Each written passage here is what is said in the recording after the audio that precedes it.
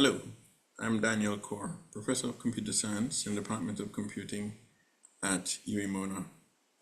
And I'd like to discuss in this talk the unseen threat of generative AI to human capital. It's widely expected that the incorporation of generative AI is going to lead to significant productivity boosts, by some estimates as high as $4.4 trillion globally, annually.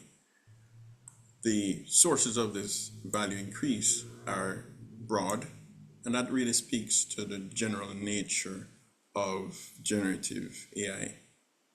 And these estimates are not unreasonable because there are numerous studies that will support this idea. Here's one example to the right, where in a particular introduction of generative AI to a business communication task, not only did the use of AI reduce the average time to complete the task, but it even improved the average quality of the output as well. So these expectations are well founded. However, while that picture at the macro scale might be quite clear, when we examine the impact of generative AI on at the individual level, the picture is less clear. First of all, the impact of AI on individuals is not uniform. It seems that those with lower skills stand to benefit more. Secondly, it may be that the use of LLMs reduces our cognitive engagement with the skills with the tasks with which we are being assisted by AI. And then that reduced cognitive engagement leads to reduced ability to recall details, as well as possibly reason critically about the tasks that we were assisted with. Now, of course, that would be a very significant result. And at this point, it's still preliminary. This particular paper was produced earlier this year. It is still under peer review, but the data collected involved EEG brain signals, as well as some qualitative analyses, and the analysis is extensive. And so it's reasonable to expect these results to be upheld even after the peer review is finished. Thirdly, it's already known that there's strong evidence that frequent engagement with automation actually induces skill decay. This is seen, for example, with airline pilots. And so McNamara et al. Have postulated that given that decline in skills is actually accelerated when you're dealing with cognitive-based skills, and that those are exactly the kinds of skills and tasks that generative AI is most likely to be targeted towards, that we can then anticipate that there should be an AI-induced skill decay as more and more AI is incorporated into more and more tasks. So this brings up a very important question. Given the anticipated boom in productivity that we're expecting from the use of generative AI, does that mean that there's an inevitable decline in competence and cognitive abilities of the workers in those spaces? This would be a very serious question to have an answer to. Now, I'm an optimist, and so I believe the answer to that is no, it's not inevitable, but I think a concerted and deliberate action will be required. To support this point, to make my point, I'm going to need to introduce a concept that I'm going to call deliberate attention. So deliberate attention refers to a way of using generative AI. And how I put this is that when a user is using generative AI with deliberate attention, they are anticipating the result of a prompt even before receiving it. They validate that the AI's output, and they will only use those parts that they'll be willing to be accountable for. And then during the course of using the generative AI tool, they would seek to understand the causes of any variances between what the AI actually output and what they were expecting when they were prompting it. And not just observe, but while observing, also try and recognize and address any deficiencies in their own understanding, or if that's not what was the issue, if they were actually right. In other words, maybe there's a variation and they're perfectly right, and maybe what the AI produced might either be wrong or right in a different way. Either way, those things help to reinforce that individual's mental models of the task that was being addressed. Now, I submit these are the three characteristics of what I'm calling deliberate attention. And I submit that users who exercise deliberate attention when using generative AI will not only avoid the cognitive decline alluded to by McNamara et al., but I also believe that in fact they will become more proficient at more tasks, and thereby through a kind of synergy, because now they're getting better at using AI, and so they're using AI in a more powerful way at more things in a better way, and therefore become even more productive in a superlative way than than without any of those. I anticipate that this is actually going to now become an additional benefit of using deliberate attention. So not just about avoiding the cognitive decline. The reasons that these tasks are part of what deliberate attention is about is really they're aiming at engaging the user's mind with the methodology. So it's not just about getting to the end with the AI assistance, but also observing how it's getting there, and in fact making sure that that methodology is part of, so there might be learning on part of the user in that case, or in fact guidance from the user to the AI assistance. But the method of getting there is part of the process, is an important part of that process, that it awakens the mind of the user to those possibilities before they get the answer. This is important, for example, to defend against something called the illusion of exploratory breadth. McNamara speaks about this, that a user could be fooled into thinking that the response from the AI is actually comprehensive or complete. And what this approach of deliberate attention in trying to anticipate what the generative AI is going to return first before you actually see it, it opens your mind to what kind of possibilities could come, and therefore when they don't come, you are aware of a limit in breadth, for example, and therefore you're less likely to be fooled by that illusion.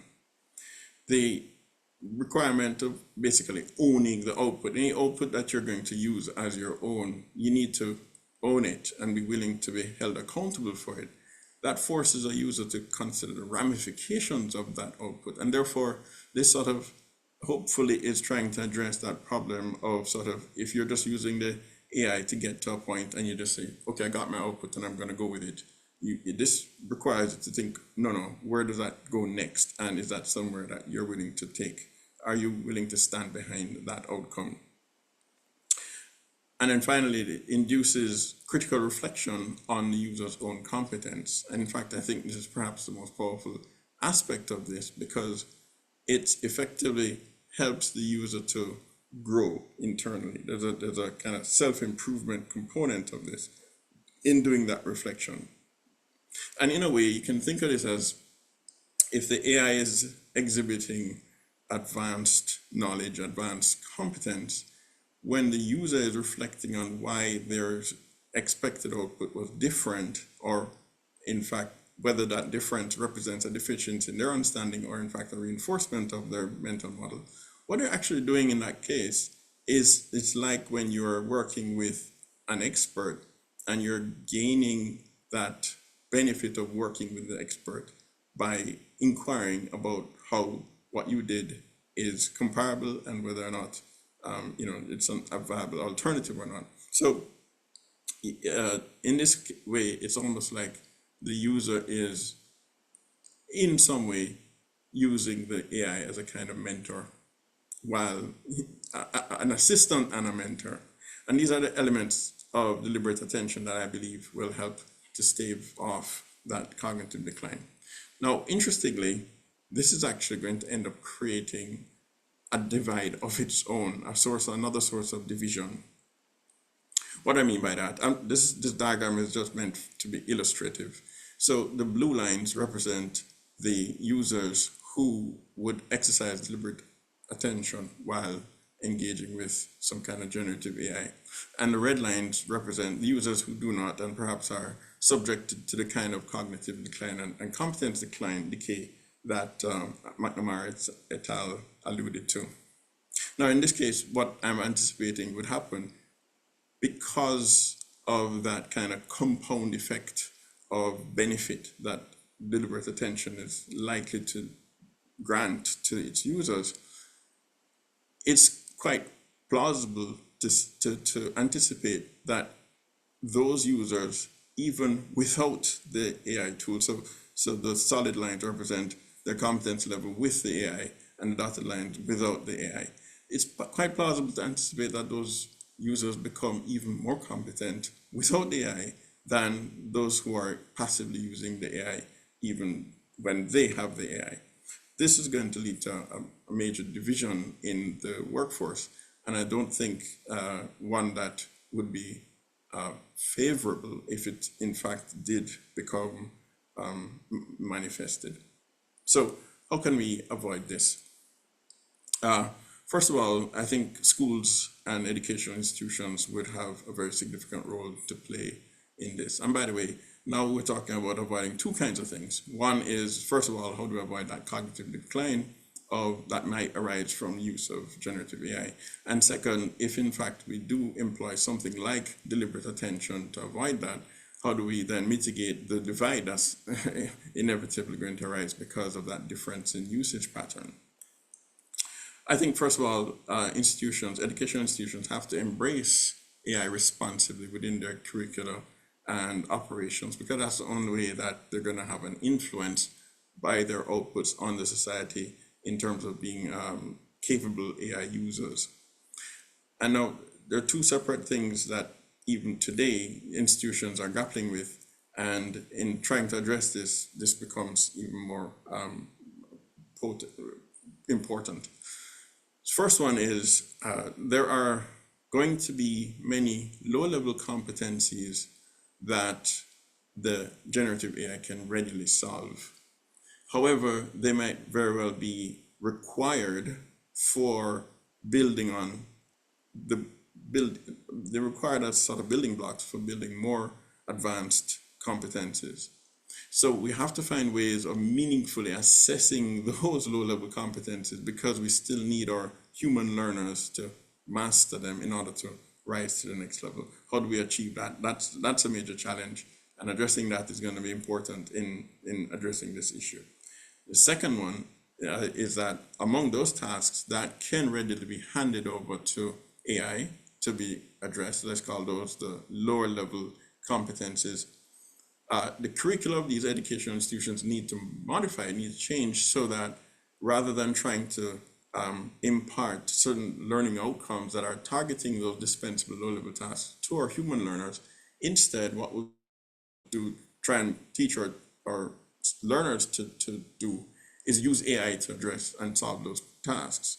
But here's where the deliberate attention would come in, because we need our learners not just to use AI in a passive way to accomplish those low-level tasks, but actually to use it with something like deliberate attention, so that they're not going to suffer that kind of cognitive decline or competence decline.